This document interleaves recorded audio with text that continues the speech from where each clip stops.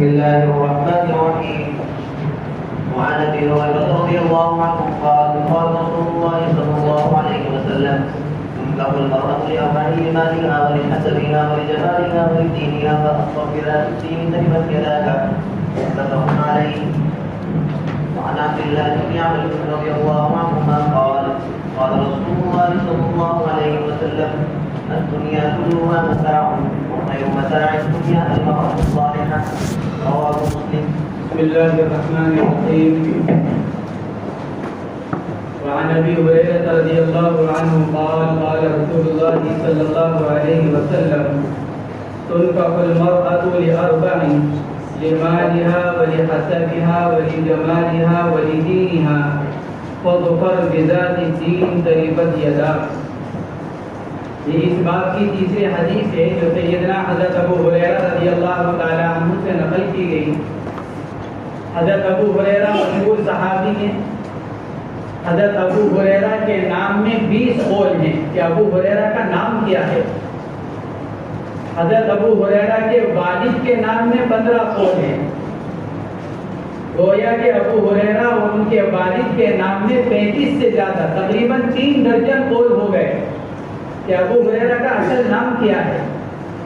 اکثر علماء نے لکھا ہے کہ زمانہ جاہلیت میں ابو ہریرہ کا نام عبد شمس تھا، سورج کا بیٹا. چونکہ یہ نام اور اس نام کی نسبت اور اضافت عبد کی اضافت سورج کی طرف تھی، اس لیے حضور پاک علیہ الصلوۃ والسلام نے ان کا نام تبدیل کیا. نام کی تبدیلی میں بھی مختلف اقوال ہیں.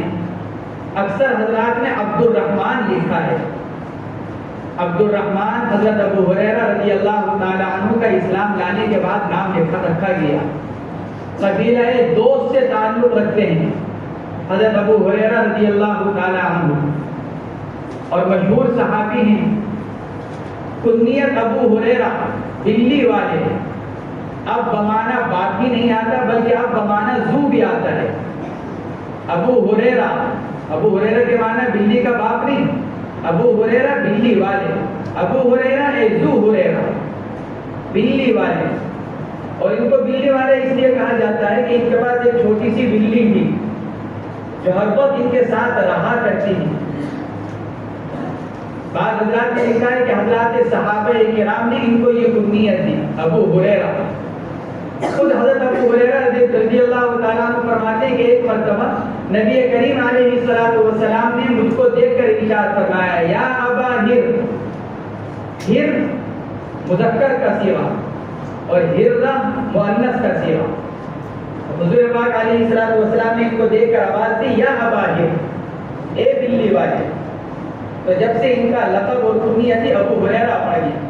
اور پھر یہ کنیت ایسی مشہور ہوئی کہ لوگ ان کے نام سے ہی ناواقف ہو گئے اور ان کی کنیت ہی ان کے نام کے قائم مقام بن گئی. یہ حضرت ابو ہریرہ رضی اللہ تعالی عنہ. حافظ ابو نعیم اصفہانی رحمۃ اللہ علیہ نے ان کے بارے میں لکھا ہے: کان احفظ الصحابہ لاخبار رسول اللہ صلی اللہ علیہ وسلم، کہ حضور پاک علیہ الصلوۃ والسلام کے صحابہ میں نبی علیہ الصلوۃ والسلام کے احادیث کو سب سے زیادہ محفوظ رکھنے والے، سب سے زیادہ یاد رکھنے والے. کان احفظ الصحابہ لاخبار رسول اللہ صلی اللہ علیہ وسلم. اللہ کے نبی علیہ الصلوۃ والسلام نے ایک مرتبہ ان کے لیے دعا بھی فرمائی.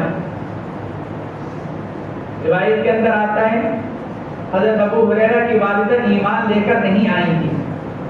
حضرت ابو ہریرہ کوشش کر رہے تھے کہ والدہ ایمان لے کر آ جائیں. تو ایک دن جب وہ ان کو دعوت دے رہے تھے تو ان کی والدہ نے اللہ کے نبی کی شان میں کچھ گستاخانہ کلمات کہے. حضرت ابو ہریرہ کو بہت چوٹ لگی. روتے ہوئے اللہ کے نبی علیہ الصلوۃ والسلام کی خدمت میں حاضر ہوئے. آ کر پورا واقعہ سنا کر عرض کیا: یا رسول اللہ، آپ کو آج میری والدہ کی ہدایت کی دعا کر دی تھی. آپ علیہ الصلوۃ والسلام نے فوراً دعا فرمائی کہ اللہ ابو ہریرہ کی والدہ کو ہدایت مرحمت فرما. تو ابو ہریرہ تو خوش ہو گئے کہ نبی کی دعا مل گئی. اسی یقین کے ساتھ فوراً گھر واپس پلٹے تو دیکھا کہ دروازہ بند ہے اور اندر سے پانی گرنے کی آواز کھٹکھٹایا ابو ہریرہ نے. اندر سے والدہ نے کہا کہ انتظار کرو بھی, غسل کر رہی ہیں. غسل سے فارغ ہو جانے کے بعد والدہ نے دروازہ کھولا, اور دروازہ کھولتے ہی جو سب سے پہلا جملہ کہا وہ کہا اشہد ان لا الہ الا اللہ واشہد ان محمد رسول اللہ, کلمہ پڑھا. حضرت ابو ہریرہ رضی اللہ تعالیٰ عنہ واپس آئے, اللہ کے نبی کو خوشخبری سنائی, ساتھ ساتھ یہ عرض کیا یا رسول اللہ میرے اور میری ماں کے لیے دعا کر دیجیے کہ ہم لوگوں کے لیے محبوب بن جائیں. آپ علیہ السلام نے فوراً دعا فرمائی. یہ اسی دعا کا نتیجہ ہے کہ جب صحابہ میں سے ابو ہریرہ رضی اللہ تعالیٰ عنہ کا نام آتا ہے تو ہر ایک ایمان والے کو ان سے ایک طرح کا تعلق اور محبت کا احساس ہوتا ہے. حضرت ابو ہریرہ رضی اللہ تعالیٰ عنہ کے نام پر ہر ایک ایمان والے کو ایک قلبی تعلق اور قلبی محبت محسوس ہوتی ہے. یہ ساری برکتیں حضور اکرم صلی اللہ علیہ وسلم کی دعا ہے. آپ نے یہ دعا فرمائی تھی کہ اللہ ابو ہریرہ کو مخلوق کے درمیان, لوگوں کے درمیان محبوبیت مرحمت فرما دیجیے. ایک مرتبہ بعض لوگوں نے ان کے سامنے اعتراض کیا کہ آپ بہت حدیثیں نقل کرتے ہیں,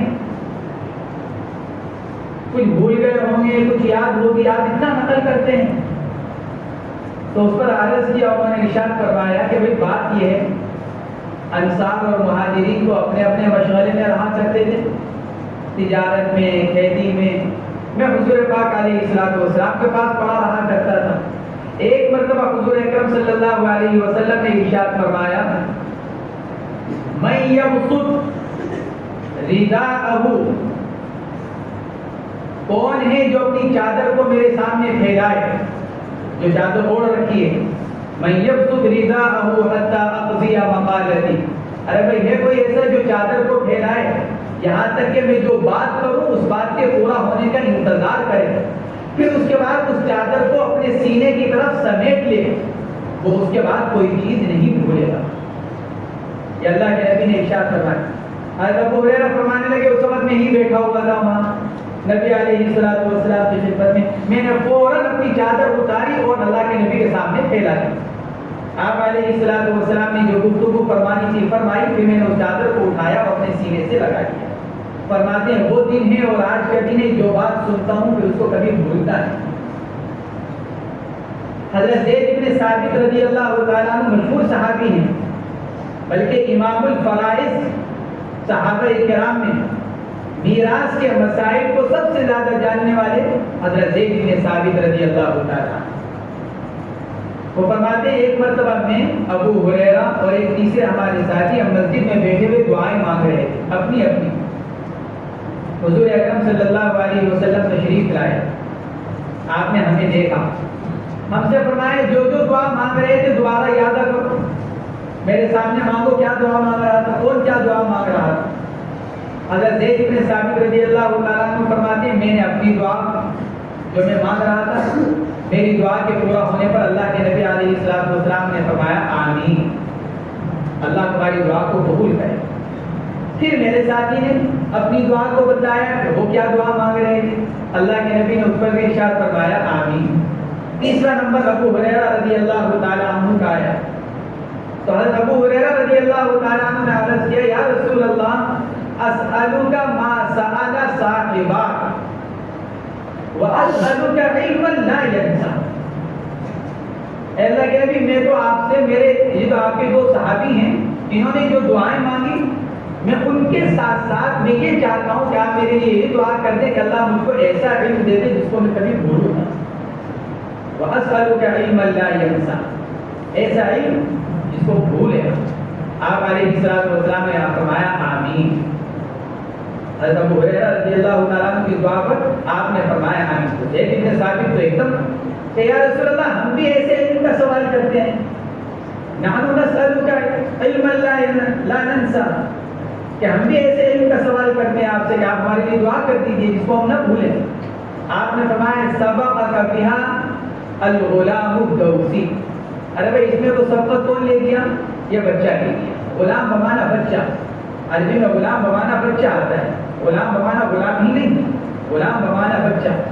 آپ نے ارشاد فرمایا کہ اس معاملے میں تو یہ دوسی بچہ سبقت لے گیا. گویا کہ دعا تو بس اسی کے لیے ہو گئی ہے کہ جو یہ پڑھیں گے سنیں گے وہ اس کو بھولیں گے. یہی وجہ ہے حضرت ابو ہریرہ رضی اللہ تعالی عنہ کی کثرت روایت. وہ جو کچھ سنتے تھے وہ ان کو یاد ہو جاتا تھا اور پھر ہو بہو لفظ بلفظ حضور پاک علیہ السلام کی باتوں کو اور احادیث نبوی شریفہ کو وہ لوگوں کے سامنے بیان کر دیا کرتے تھے. ان کا ایک واقعہ بھی مشہور ہے, مزاحی واقعہ حضرت ابو ہریرہ رضی اللہ تعالیٰ عنہ کا. ایک آدمی ان کے پاس مسئلہ معلوم کرنے کے لیے آیا. عرض کیا کہ حضرت میں نے روزہ رکھا, پھر میں اپنے دوست کے گھر چلا گیا, مجھے یاد نہیں رہا کہ میرا روزہ ہے. وہاں تازہ تازہ گھی لگی ہوئی روٹی آئی, میں نے پیٹ بھر کر کھائی. فرمایا کوئی بات نہیں, اللہ نے تم کو کھلایا, تمہارا روزہ ہو گیا.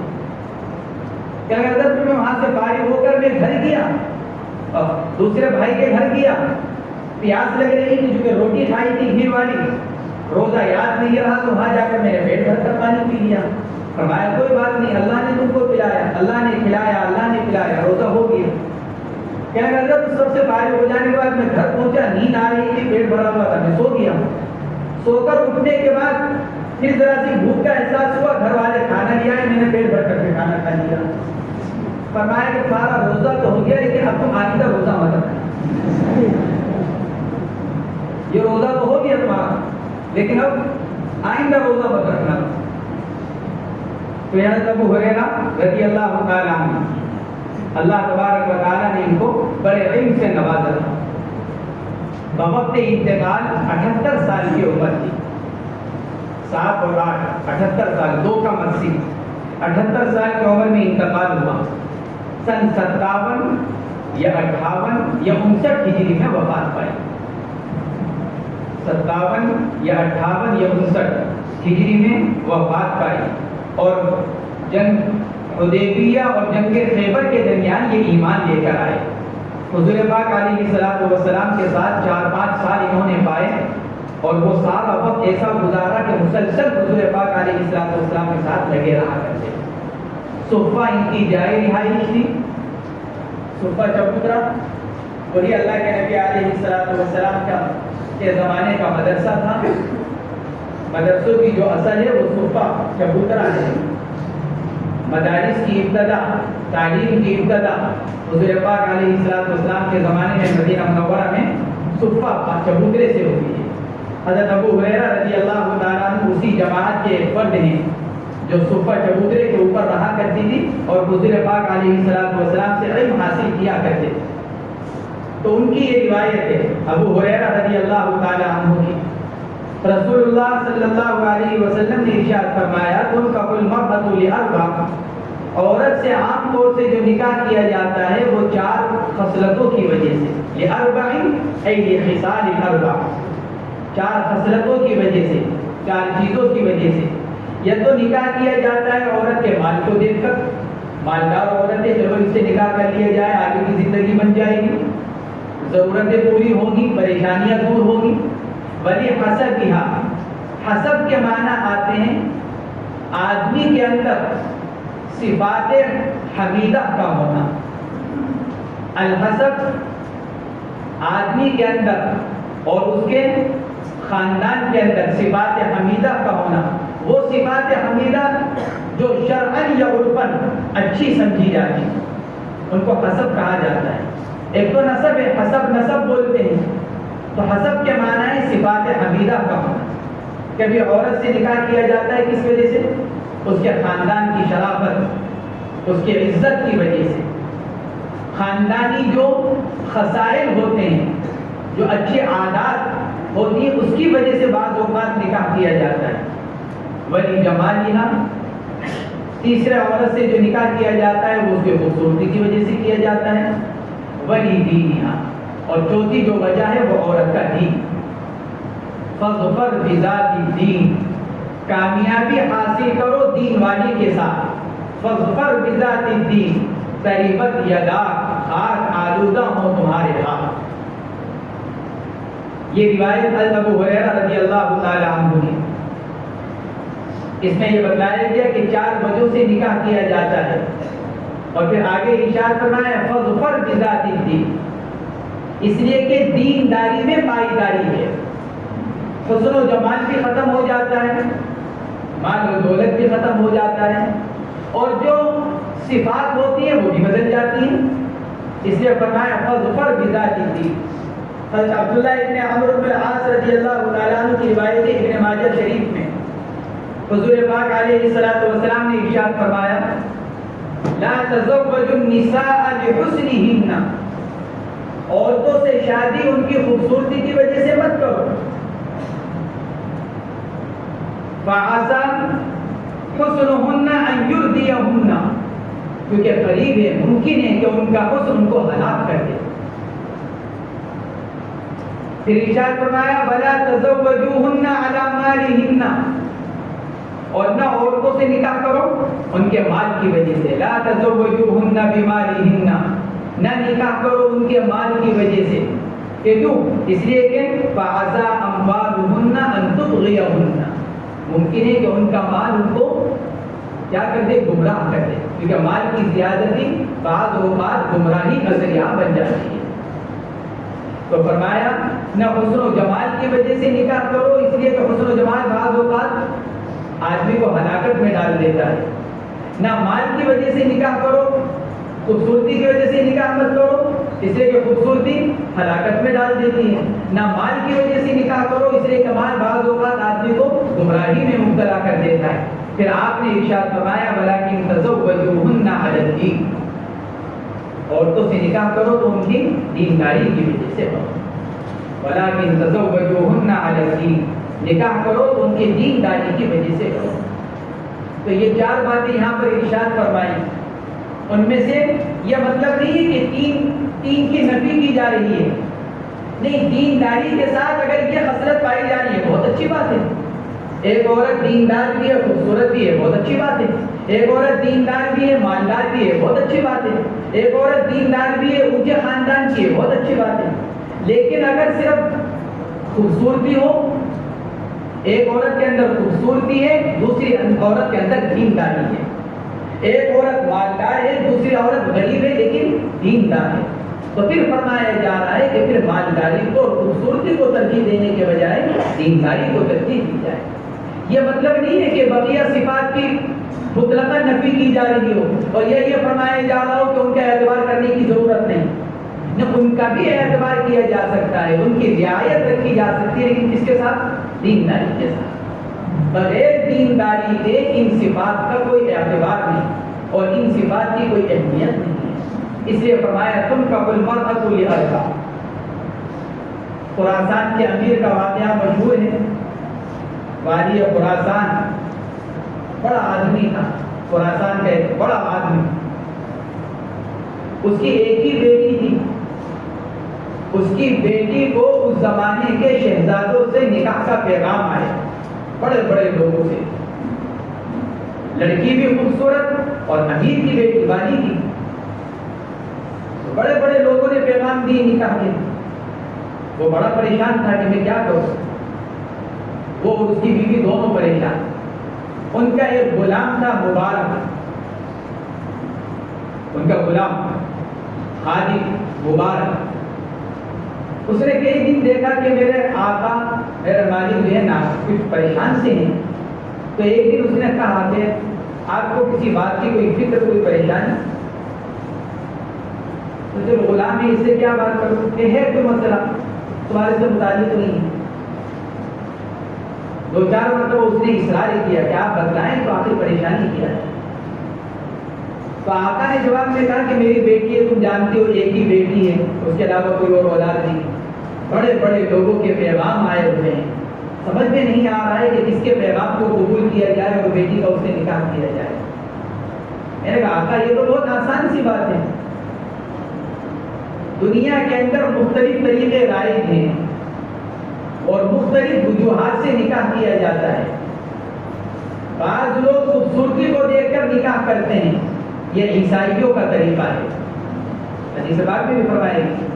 بعض لوگ مال و دولت کی وجہ سے نکاح کرتے ہیں, یہ یہودیوں کا طریقہ ہے.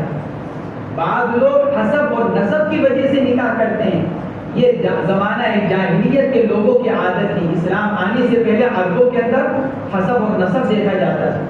اور چوتھا طریقہ یہ کہ دینداری کو دیکھ کر نکاح کر دیا جائے، یہ اسلامی طریقہ ہے. یہ غلام نے یہ جواب دیا. خوبصورتی کو دیکھ لے، عیسائیوں کا طریقہ. مال و دولت کو دیکھ لے، یہودیوں کا طریقہ. حسب نسب کو دیکھ لے، مشرکین مکہ کا طریقہ. اور دینداری اور دیانتداری کو، صلاح و تقویٰ کو دیکھ لے، یہ اسلامی طریقہ. اچھی لگی. اپنی بیوی کے پاس گئے، جا کر کہا کہ آج غلام نے ایسی بات کہی ہے، تو ان میں دیکھا جائے کون دیندار ہے؟ جتنے پیغام آئے ہوئے ہیں. اب جتنے پیغام آئے ہوئے تھے وہ تو سارے دنیا دار لوگوں میں تھے، بڑے بڑے لوگوں تھے. کوئی شہزادہ، کوئی امیر کا بیٹا، کوئی مالدار کا بیٹا، کوئی تاجر کا بیٹا. تو ان میں کوئی سمجھ میں نہیں آیا کہ کس کی دینداری کو دیکھ کر اپنی بیٹی کا نکاح کیا جائے. جب کافی بہت گزر گیا تو بیوی نے کہا میری کو سمجھ میں ایک بات آتی ہے، اگر آپ قبول کرو. کہ کیا؟ کہ میری تو سمجھ میں یہ آتا ہے کہ جس غلام نے ہم کو اتنی اچھی بات کی طرف رہنمائی کی، کیوں نہ ہم اپنی بیٹی کا نکاح اسی غلام سے کر دیں. ہمارا دیکھا بھالا ہے، دیندار ہے، صلاح و تقویٰ رکھتا ہے اپنے اندر. کبھی اس کی طبیعت میں ہم نے کوئی خراب بات نہیں دیکھی، کبھی خیانت نہیں دیکھی، تو کیوں نہ ہم اپنی اس بیٹی کا نکاح اسی سے کر دیں، اپنے غلام سے.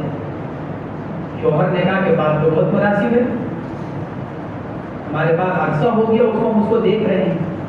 چنانچہ اپنی اس بیٹی کا نکاح جس کے بڑے بڑے لوگوں کے پیغام آئے ہوئے تھے، والی خراسان نے مبارک نامی غلام سے کر دیا.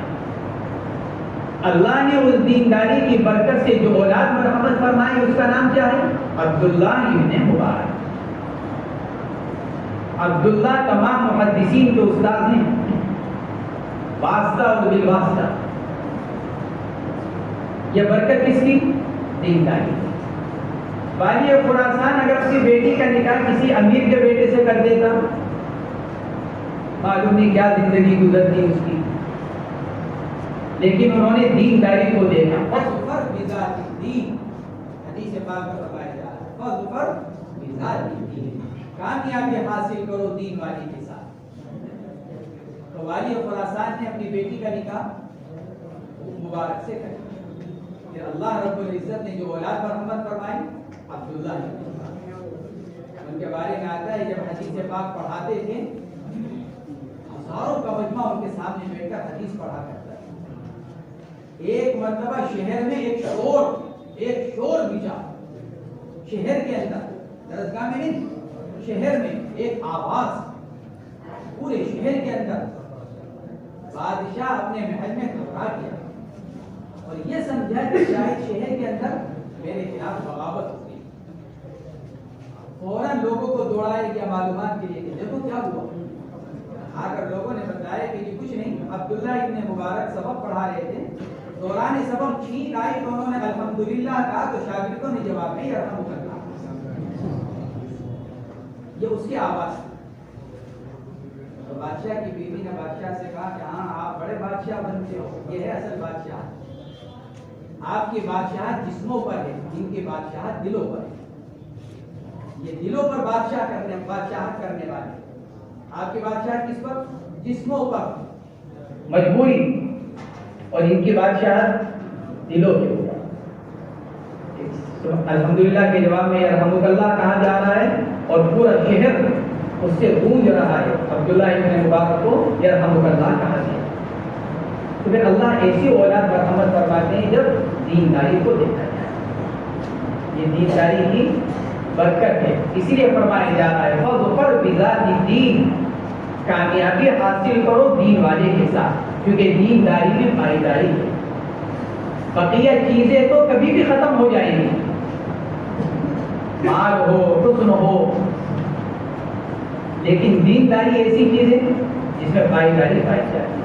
اس لیے فرمایا فَظْفَرْ بِذَاتِ الدِّينِ، دین والی کے ساتھ کامیابی حاصل کرو. تَرِبَتْ یَدَاکَ، خاص آلودہ ہو تیرے ہاتھ. اس میں دینداری کو بیان کیا گیا. دین سے مراد مذہب اسلام نہیں، اس لیے کہ غیر مذہب کے اندر تو نکاح کرنا جائز ہی نہیں ہے۔ دین سے مراد دین اسلام نہیں، اس لیے کہ مسلمان کا غیر مسلم سے نکاح درست نہیں ہے۔ صاحب ہدایت نے لکھا ہے کہ دین سے مراد دیانت،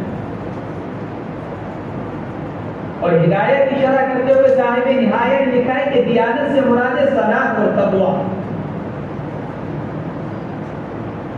جس کو دینداری کہا جاتا ہے اردو کے اندر، صلاح و تقویٰ، یہ ہے دین سے مراد۔ دین سے مراد اسلام نہیں کہ وظفر بذات الدین ای بذات الاسلام، اس لیے کہ بغیر اسلام کے تو نکاح ہی درست نہیں۔ جس لڑکی کے پاس اسلام نہیں ہے تو مسلمان لڑکے کے لیے اسے نکاح جائز نہیں، ہوگا ہی نہیں شرعاً نکاح۔ اس لیے دین سے مراد دیانت، اور دیانت سے مراد صلاح و تقویٰ، جس کو دینداری سے تعبیر کیا جاتا ہے۔ تو دینداری کے اندر کفاءت معتبر ہے، کفاءت اعتبار کیا گیا، دینداری کا اعتبار کیا گیا نکاح کے اندر، اور یہ اتفاقی چیز ہے۔ ائمہ اربعہ کا اس پر اتفاق ہے کہ دینداری ایک معتبر چیز ہے، لہذا اگر کوئی بہت صالحہ پاک باز دیندار کوئی لڑکی ہے تو کسی فاسق اور فاجر مرد سے اس کا نکاح نہیں ہوگا۔ عورت بہت پاکیزہ، دیندار، نمازی، عبادت کرنے والی، تو اس کا نکاح کس سے کر دیا جائے؟ شرابی سے، جواری سے، سٹے باز سے کہ نہیں؟ ائمہ اربعہ کا اس پر اتفاق ہے۔ الکفاءۃ معتبرۃ فی الدین بالاتفاق، یہ لکھا ہے فقہاء نے کہ دینداری کے اندر بھی اتفاق کفاءت کا اعتبار کیا گیا، یعنی برابری کا اعتبار کیا گیا۔ البتہ دینداری کے علاوہ اور چیزوں میں کیا برابری ضروری ہے؟ حضرت امام مالک رحمۃ اللہ علیہ تو انکار کرتے ہیں، فرماتے ہیں بس دینداری کے اندر برابری کافی ہے، آگے کسی اور چیز کے اندر کفاءت کا اعتبار نہیں ہے۔ کفاءت حقوق سے برابری، مساوات۔ امام مالک رحمۃ اللہ علیہ کو دینداری کے علاوہ بقیہ چیزوں کا انکار کرتے ہیں۔ حضرت امام ابو حنیفہ، حضرت امام شافعی، حضرت امام احمد بن حنبل، یہ حضرات یہ فرماتے ہیں کہ نسب، حریت، پیشہ، ان دین کے اندر بھی برابری کا اعتبار کیا جائے۔ نسب، حریت، آزادی، لڑکا بھی آزاد ہو، لڑکی بھی آزاد ہو۔ آزاد لڑکی کا نکاح غلام سے نہیں، یہ امام شافعی، امام احمد اور امام ابو حنیفہ رحمۃ اللہ علیہ رحمہ اللہ فرماتے ہیں۔ مال کے اندر اختلاف ہے کہ کیا مال کے اندر بھی برابری ضروری ہے؟ شافعیہ وغیرہ انکار کرتے ہیں، حنفیہ اس کا اثبات کرتے ہیں۔ حنفیہ فرماتے ہیں مال کے اندر بھی برابری ضروری ہے، لیکن مال کے اندر برابری سے مراد یہ نہیں کہ اگر لڑکی والوں کے پاس 10 لاکھ روپے ہیں تو لڑکے والوں کے پاس بھی 10 لاکھ روپے ہونے چاہیے۔ اگر لڑکی والے کروڑ پتی ہیں تو لڑکا بھی کروڑ پتی خاندان کا ہونا چاہیے، یہ مطلب نہیں، بلکہ مال کے اندر برابری سے مراد یہ ہے کہ وہ لڑکا مہر، نفقہ اور اس کے دیگر حقوق واجبہ کی ادائیگی پر قدرت رکھتا ہو۔ یہ مراد ہے مال سے کہ مال کے اندر برابری، مساوات، اس کا مطلب یہ ہے کہ لڑکا مہر، نفقہ اور دیگر حقوق واجبہ کی ادائیگی کی قدرت رکھتا ہو۔ یہ نہیں کہ لڑکی جو ہے لکھپتی اور کروڑپتی خاندان کی، اور کس لڑکے سے بیاہ کرایا جا رہا ہے جو بیچارہ روزانہ کی مزدوری کرتا ہے، 200 روپے کی، 300 روپے کی، 400 روپے کی، 500 روپے کی مزدوری کر رہا ہے، تو اس کا مہر کیسے ادا کرے گا؟ وہ اس کا نفقہ کیسے ادا کرے گا؟ دیگر حقوق کی ادائیگی کیسے کرے گا؟ تو حضرت امام ابو حنیفہ رحمۃ اللہ علیہ جو فرماتے ہیں کہ مال کے اندر بھی مساوات، کفاءت، وہ اس اعتبار سے کہ لڑکا مہر، نفقہ اور دیگر حقوق واجبہ کی ادائیگی پر قدرت رکھتا ہو۔ تو فرمایا جا رہا ہے فظفر بذات الدین، کامیابی حاصل کر دین والے کے ساتھ، قریبت یدا، یہ ایک محاورہ ہے تریبت یدا، لفظی ترجمہ تو ہے خاک آلودہ ہو تمہارے ہاتھ، لیکن یہ بطور محاورہ ہے۔ اردو میں بھی پیار محبت میں ایسے الفاظ کہے جاتے ہیں، ارے تم تو باملے ہو۔ آدمی، بڑا آدمی چھوٹے آدمی کو بعض اوقات ارے بابلے ہو، ارے تم تو پاگل ہو، ارے تم تو احمق ہو، تو محاورے کے الفاظ، ورنہ کسی کو باولا کہنا تو ایک اچھی بات نہیں۔ تو یہ تریبت یدا یہ بھی ایک محاوری جملہ ہے کہ تمہارے ہاتھ خاک آلودہ ہو۔ اس کا استعمال کسی کام پر ابھارنے کے لیے کیا جاتا ہے، ترغیب اور تحریض کے لیے، کسی کام پر برانگیختہ کرنے کے لیے، یا اس کا استعمال بطور تعجب ہوتا ہے، تریبت یدا۔ بعض حضرات نے لکھا ہے کہ تریبت یدا یہ کلمہ بددعائیہ ہے، تریبت یدا کلمہ بددعائیہ ہے، اور یہ افلاس کی بددعا ہے۔ تمہارے ہاتھ خاک آلودہ ہو، خاک آلودہ ہونے سے مراد ہوتا ہے فقر و فاقہ۔ ارے فلاں آدمی تو مٹی میں مل گیا، فلاں کے ہاتھ میں تو مٹی بھی نہیں ہے، مراد اس سے افلاس، فقر و فاقہ۔ بعض محدثین نے لکھا ہے کہ یہ جملہ بددعائیہ ہے اور مراد اس سے افلاس یعنی فقر و فاقہ ہے۔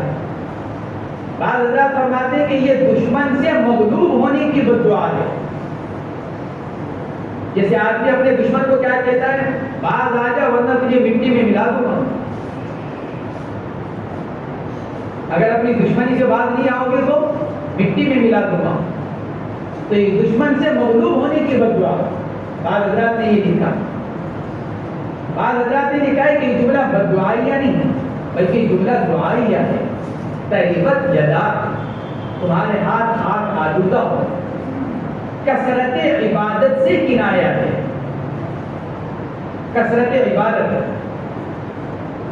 عقائد میں سب سے پہلا عقیدہ توحید کا ہے، توحید کے بغیر کوئی چیز قابل قبول نہیں، سب سے بنیادی عقیدہ توحید۔ اور اعمال میں سب سے بنیادی عمل نماز ہے، اول عمل، افضل عمل نماز۔ نماز کا سب سے اہم رکن سجدہ ہے، اور سجدے میں ہاتھ زمین پر رکھے جاتے ہیں جس سے ہاتھ خاک آلودہ ہو جاتے ہیں۔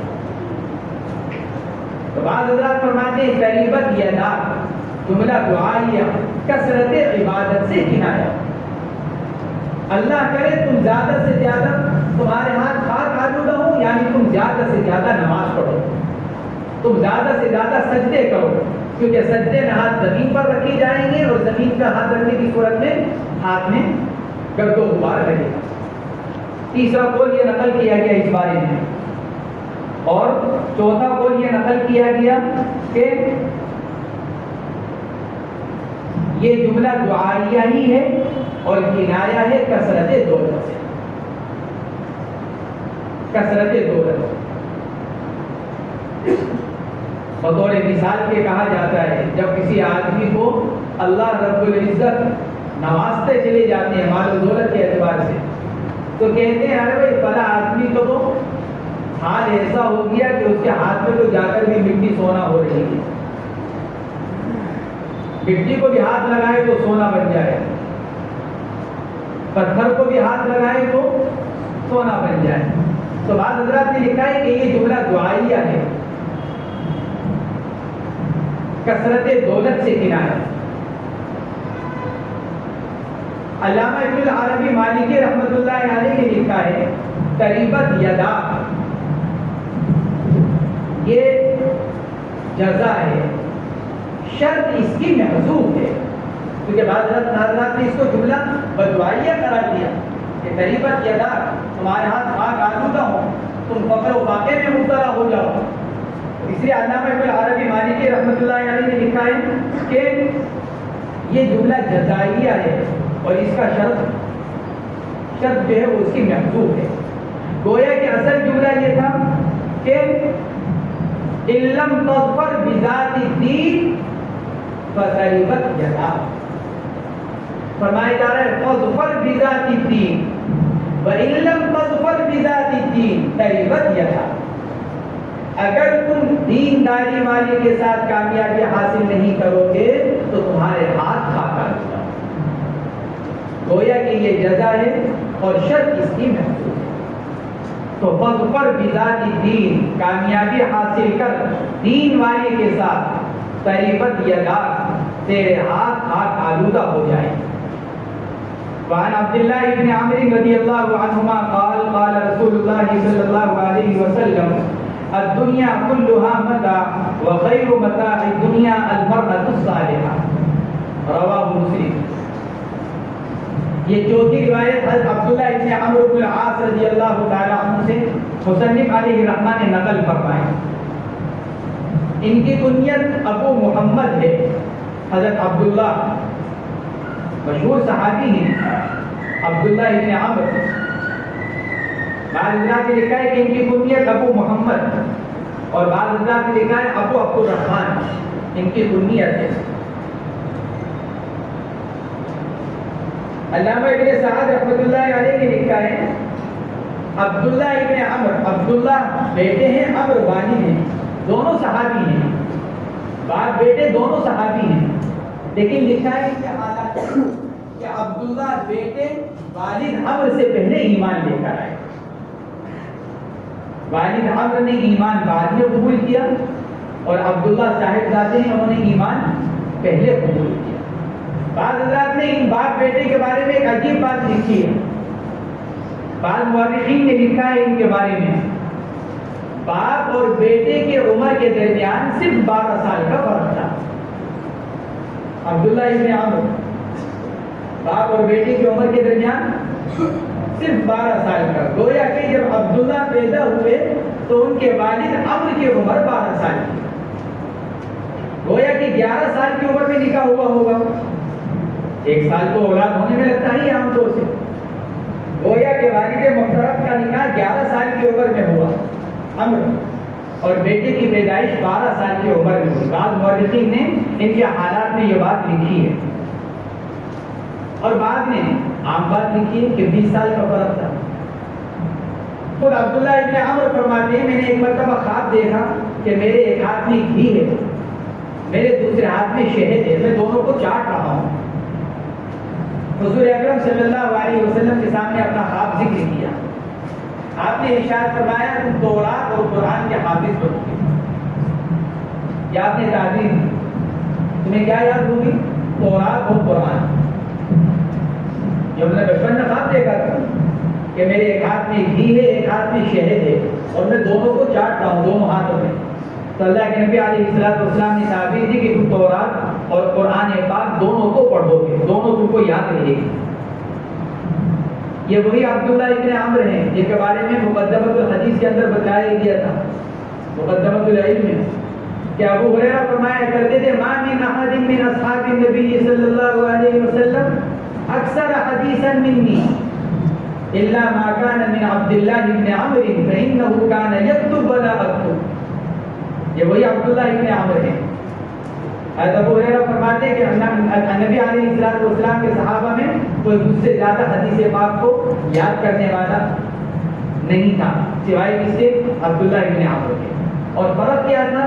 وہ لکھا کرتے تھے، میں نہیں لکھتا تھا۔ وہ لکھ کر بھی محفوظ کرتے، حفظ بھی کرتے، یاد بھی کرتے، میں صرف یاد کرتا، میرے پاس لکھا ہوا نہیں تھا۔ یہ وہی عبداللہ ابن عمرو ابن العاص رضی اللہ تعالی عنہ ہیں۔ امام باقری رحمۃ اللہ علیہ نے لکھا ہے سن 65 ہجری میں ملک شام میں ان کا انتقال ہوا، عبداللہ ابن عمرو ابن العاص رضی اللہ تعالی عنہ کا، اور عمر ان کی 72 سال کی، 72 سال کی عمر میں حضرت عبداللہ ابن عمرو بن العاص رضی اللہ تعالی عنہ کا انتقال ہوا۔ امام بخاری رحمۃ اللہ علیہ نے لکھا ہے سن 69 ہجری میں انتقال ہوا۔ امام باقری نے سن 65 ہجری لکھا، امام بخاری نے سن 69 ہجری لکھا کہ 69 ہجری میں ان کا انتقال ہوا۔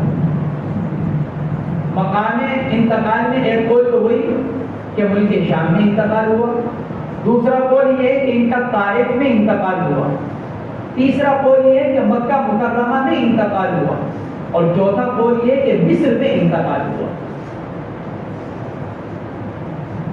یہ ان کے انتقال کے بارے میں مختلف اقوال ہیں۔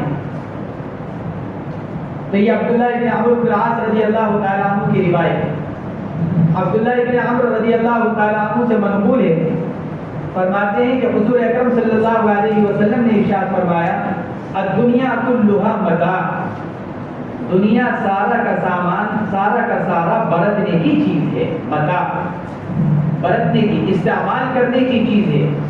وخیر متاع الدنیا المرأة الصالحہ، اور دنیا کا سب سے بہترین سامان وہ نیک عورت ہے۔ وخیر متاع الدنیا المرأة الصالحہ، سب سے بہترین سامان دنیا کا کہ وہ نیک عورت ہے۔ متاع وہ سامان کہلاتا ہے جو جس سے فائدہ اٹھایا جائے لیکن انتہائی معمولی قسم کا ہو، اس کو متاع کہا جاتا ہے۔ قیمت نہ ہو اس کی، کام کا تو ہے۔ متاع وہ سامان جو کام کا ہے لیکن بے قیمت،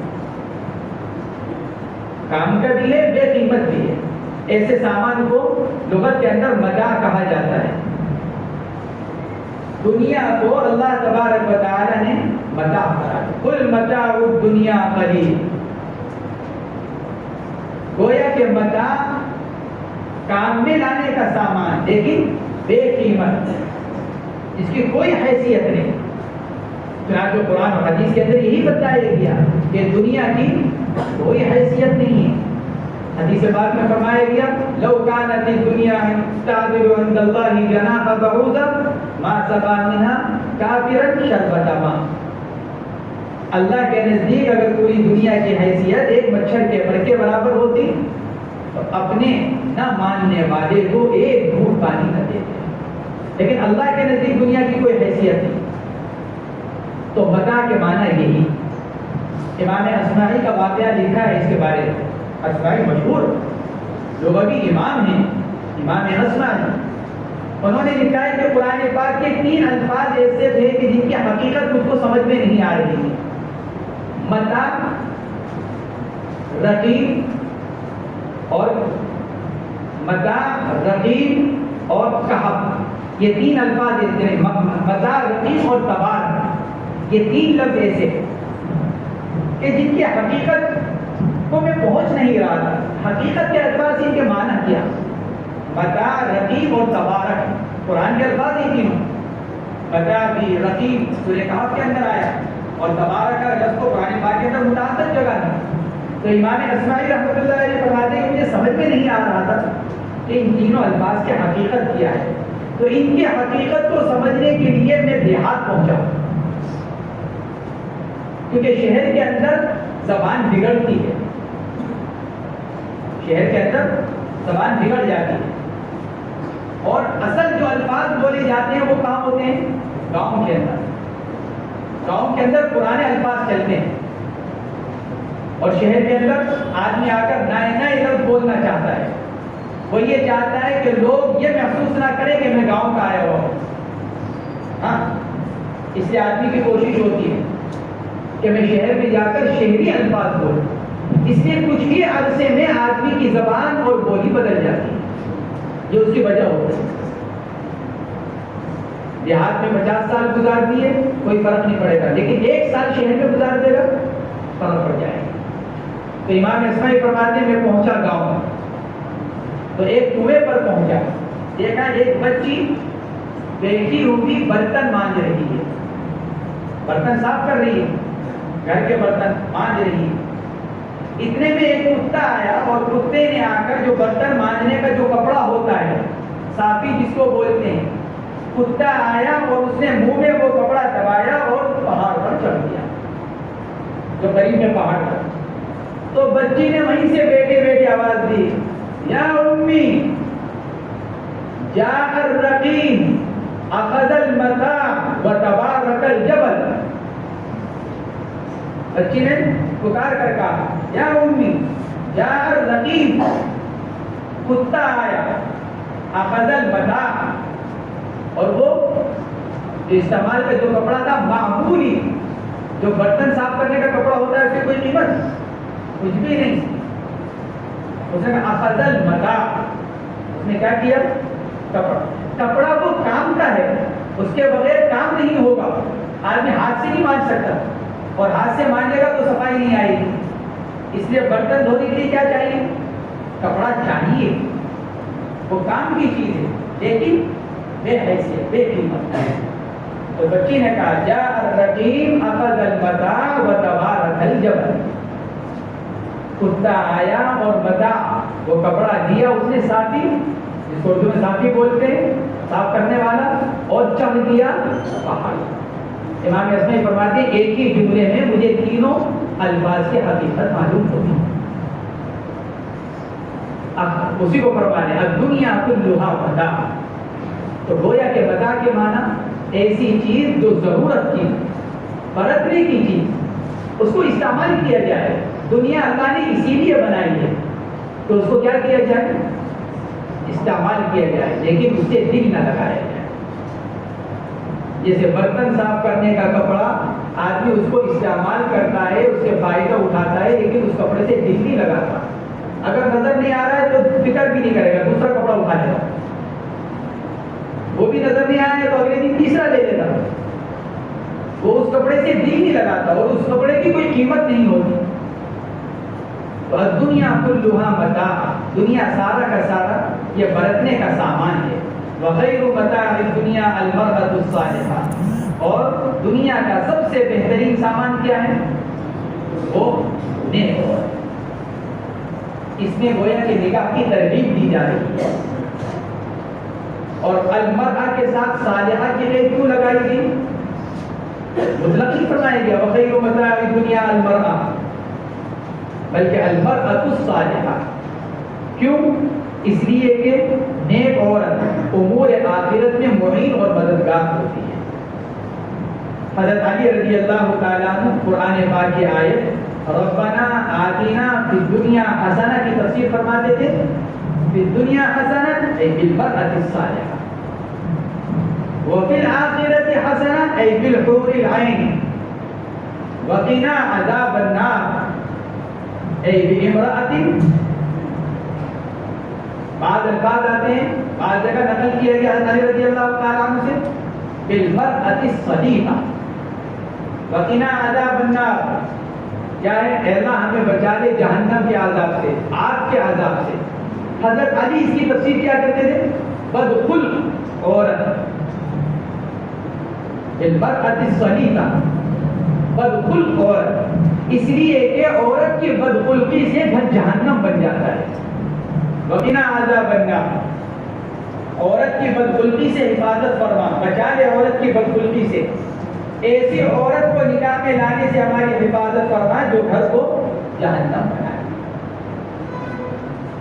اس لیے فرمایا جا رہا ہے وخیر متاع الدنیا المرأة الصالحہ. سب سے بہتر سامان کیا ہے دنیا کے اعتبار سے؟ دنیا کا سب سے بہتر سامان نیک عورت. چنانچہ حضور اکرم صلی اللہ تعالی علیہ وسلم سے اللہ رب العزت نے جو دین پھیلایا ہے پوری دنیا میں، دین کی اشاعت کا بڑا حصہ کس کے ذریعے سے؟ ازواج مطہرات کے ذریعے سے. اور یہ قاعدہ ہے، انسانی طبیعت اور فطرت ہے. اگر انسان کو گھر میں بیوی کی طرف سے سکون حاصل ہے تو پھر آدمی باہر کی دنیا میں کامیاب ہوتا ہے اور وہ ترقی کرتا ہے اور یکسوئی کے ساتھ کام کر لیتا ہے.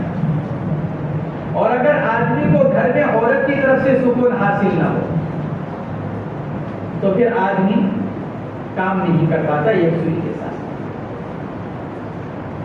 اسی لیے اللہ رب العزت نے جو ازواج مطہرات مرحمت فرمائی وہ سب کی سب وہ جو حضور پاک علیہ الصلوۃ والسلام کے مزاج سے موافقت رکھنے والی. آپ گھر جائیں تو آپ کو سکون حاصل ہو جائے. اور قرآن میں نکاح کا مقصد یہی بیان کیا ہے لِتَسْكُنُوا إِلَيْهَا وَمِنْ آيَاتِهِ أَنْ خَلَقَ لَكُم مِنْ أَنفُسِكُمْ أَزْوَاجًا لِتَسْكُنُوا إِلَيْهَا وَجَعَلَ بَيْنَكُم مَّوَدَّةً وَرَحْمَةً. تمہاری بیویاں کیوں بنائی؟ تاکہ تم ان کی طرف سکون حاصل کرو. اور پھر اللہ نے تمہارے درمیان میں محبت اور نرمی رکھی، شفقت رکھی. اس لیے فرمایا جا رہا ہے وَخَيْرُ مَتَاعِ الدُّنْيَا الْمَرْأَةُ الصَّالِحَةُ، دنیا کا سب سے بہترین سامان وہ نیک عورت ہے. امام مسلم رحمۃ اللہ علیہ نے اس روایت کو نقل کیا. یہ مطلب نہیں ہوتا کہ یہ روایت صرف مسلم شریف ہی کے اندر ہے، یہ روایت نسائی شریف کے اندر بھی ہے، یہ روایت دیگر احادیث کتب کے اندر بھی ہے. لیکن چونکہ مسلم ان سب میں صحیح ہے اور اونچا درجہ رکھتی ہے، اس لیے مصنف نے اس کا حوالہ دیا. اوپر جو روایت آئی متفق علیہ، تو مطلب یہ نہیں کہ یہ روایت صرف بخاری اور مسلم میں ہی ہے، نہیں، احادیث کی دیگر کتب کے اندر بھی ہے. لیکن کیونکہ صحیحین کا درجہ سب سے بڑا ہوا ہے، اس لیے مصنف صرف اس کے حوالے پر اکتفا فرما لیتے ہیں. تو رواہ مسلم، روایت کیا ہے اس حدیث کو امام مسلم رحمۃ اللہ علیہ سے. مسلم نام بھی ہو سکتا ہے، امام مسلم یہ ہمارے تو مسلم نام ہے. بعض لوگ طلبہ بھی فائدہ اٹھا لیتے ہیں اس طرح کے ناموں سے، مسلم، بخاری، ترمذی. حضرت محمود صاحب گنگوئی رحمۃ اللہ علیہ کے ملفوظات میں ایک مدرسے کے دربان کا واقعہ کہ رات کو دیر سے کچھ طلبہ آئے، دربان دروازہ نہیں کھول رہا تھا کہ پہلے نام بتلاؤ تاکہ صبح کو حاجی صاحب کو اطلاع کی جا سکے. ایک ایک اندر داخل ہوتے ہو اور نام بتلاتے ہو. تو بیچارے دربان تو عالم تو ہوتے نہیں. ایک داخل ہوا، اس نے کہا میرا نام ہے بخاری. دوسرا داخل ہوا، اس نے کہا کہ مسلم.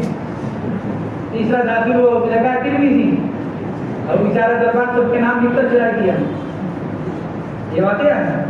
صبح کو دفتر میں گیا اور نائب صاحب کے سامنے پرچہ رکھا کہ جی رات یہ لڑکے دیر سے آئے، بخاری، ترمذی، نسائی، ابو داؤد. تو مودودی صاحب کے ہنسنے لگے کہ تمہیں اچھا بیوقوف بنا دیا تمہارے دروازے، یہ تو کتابوں کے نام ہیں، یا پھر ان محدثین کے نام ہیں جو صدیوں پہلے گزر چکے ہیں. آج کہاں ان کو تلاش کیا جائے گا مدرسے کے اندر کہ کون بخاری ہو، کون مسلم اور کون ترمذی.